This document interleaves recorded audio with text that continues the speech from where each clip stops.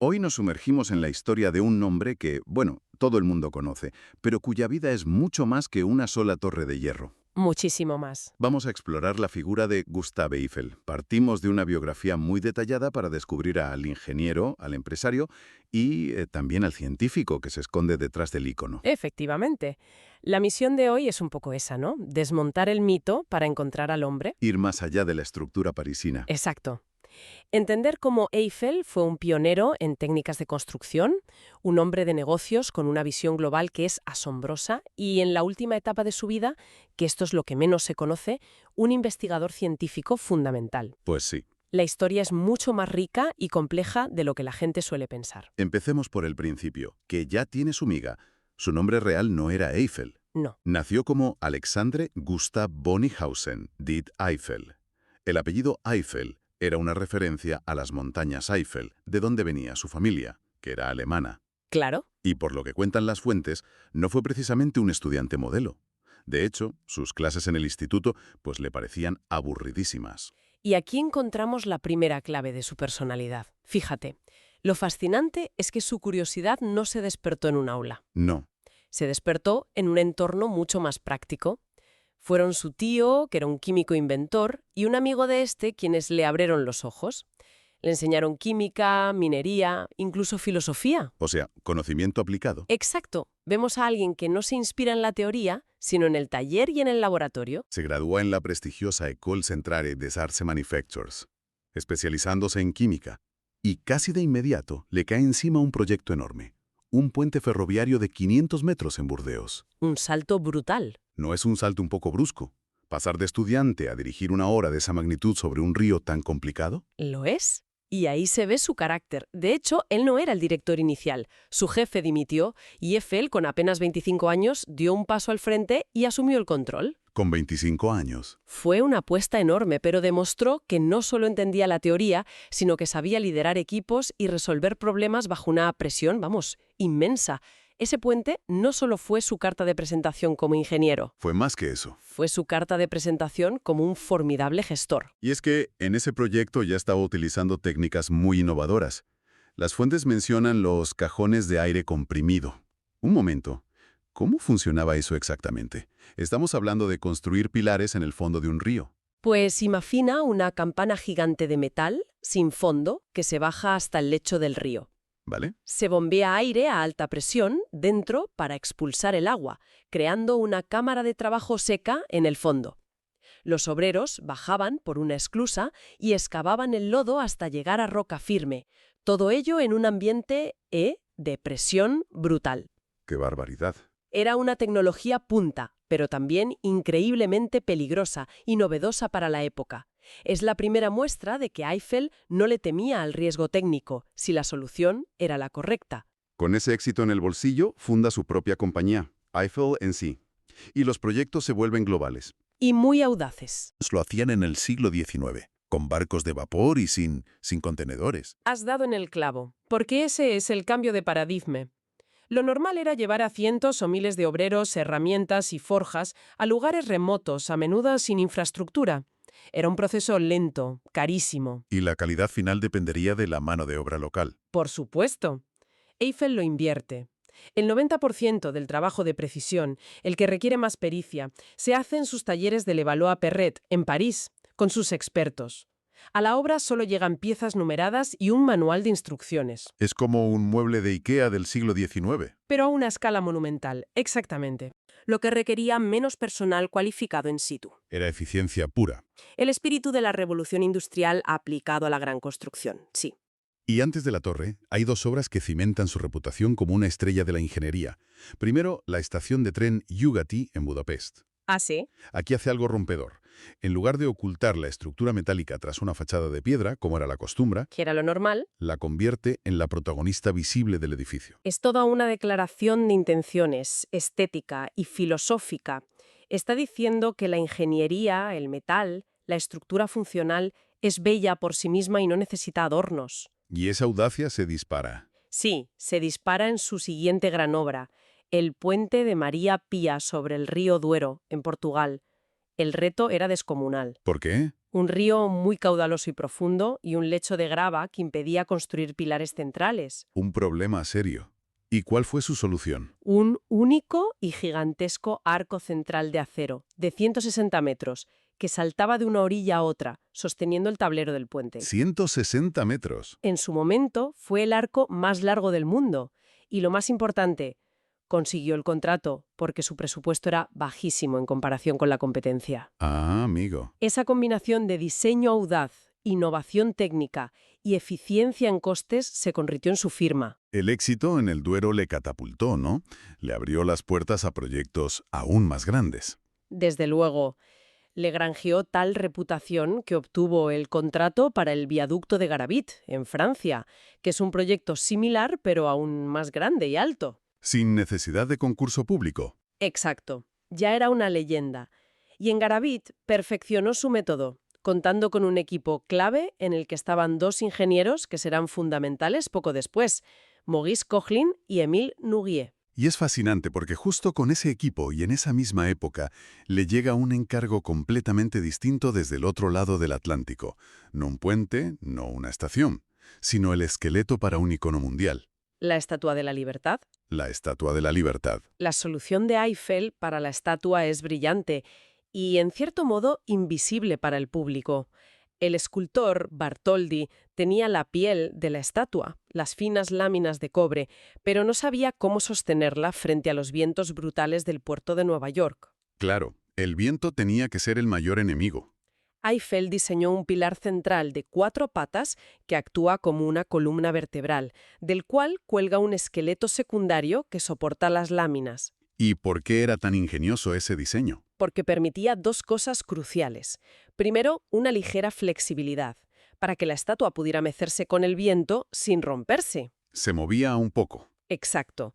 Y segundo, permitía que el cobre exterior se dilatara y contrajera con los cambios de temperatura, sin chocar con la estructura de hierro interior, lo que habría provocado un desastre. Es un ejemplo perfecto de su genio para aplicar la ingeniería estructural a un problema artístico único.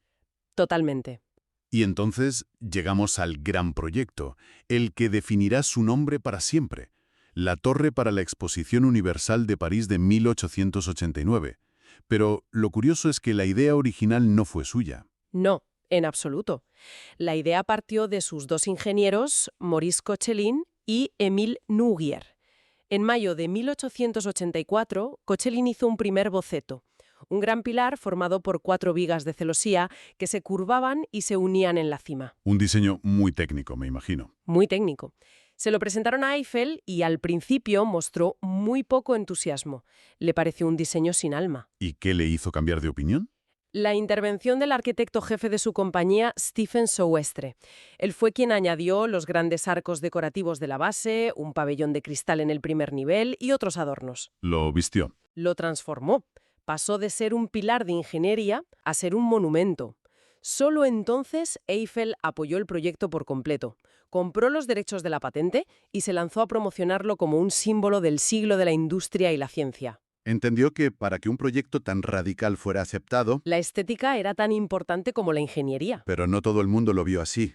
Se formó el llamado Comité de los 300, con artistas e intelectuales de la talla de Guy de Maupassant o el arquitecto de la Ópera de París. Publicaron una carta de protesta incendiaria. La cita es demoledora. Imaginen por un momento una torre vertiginosa y ridícula dominando París como una gigantesca chimenea negra, aplastando con su mole bárbara Notre Dame, el Louvre o el Arco del Triunfo. La llamaron la odiosa columna de chapa atornillada. ¡Qué fuerte! Y aquí vemos el choque de trenes de siempre, ¿no? Los ingenieros diciendo funciona, es eficiente, es el futuro, y la élite artística respondiendo sí, pero es feo como un demonio. ¿Para ellos era un objeto industrial? No una obra de arte.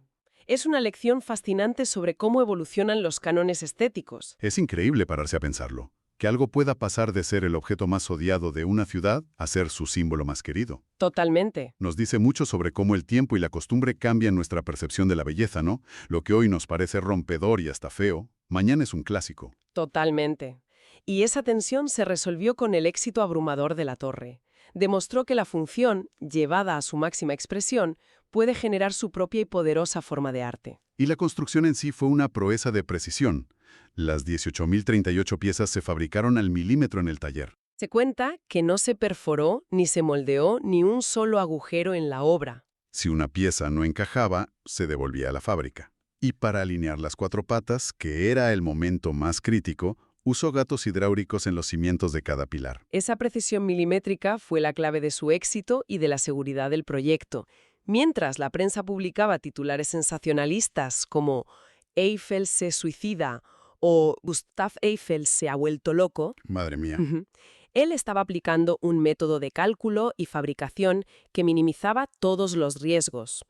El hecho de que se construyera en poco más de 2 años con un solo accidente mortal es un testamento a esa planificación meticulosa. Después de este triunfo absoluto, su carrera da un giro oscuro e inesperado. El escándalo de Panamá. Uf, Había sido contratado para diseñar y construir las esclusas del canal, pero la empresa francesa que lo gestionaba quebró en medio de un gigantesco escándalo de corrupción. este es un punto de inflexión brutal en su vida. Es importante entender que él era solo un contratista y no hay pruebas de que participara en la corrupción. Pero su nombre era el más famoso. Exacto, el más famoso asociado al proyecto, y lo convirtieron en chivo expiatorio. Fue implicado en el desastre, acusado de malversación de fondos y, lo que es más chocante, en 1893 fue condenado a 2 años de prisión 2 años de prisión. y a una multa de 20.000 francos. La condena fue finalmente anulada en la apelación, por lo que fue absuelto, pero el daño a su reputación ya era irreparable. El golpe fue tan duro que dimitió del consejo de su propia empresa y exigió que su nombre fuera eliminado de la razón social. ¿Qué final más amargo para su carrera como constructor? Es un final trágico, sí. Se siente traicionado por un sistema que lo usa para tapar las vergüenzas de otros y decide retirarse por completo del mundo de los negocios. Para muchos, este sería el final de la historia. Pero no lo fue. Para Eiffel, es el comienzo de un capítulo completamente nuevo y fascinante. Exacto. En lugar de retirarse amargado, se reinventa. Dedica las últimas 3 décadas de su vida a la ciencia, concretamente a la meteorología y, sobre todo, a la aerodinámica. ¿Y de dónde le viene ese interés? Pues nace directamente de los problemas que tuvo que resolver como ingeniero, los efectos del viento en sus puentes y, por supuesto, en la Torre Eiffel. Claro. De hecho, la torre era la justificación original para no demolerla tras la exposición.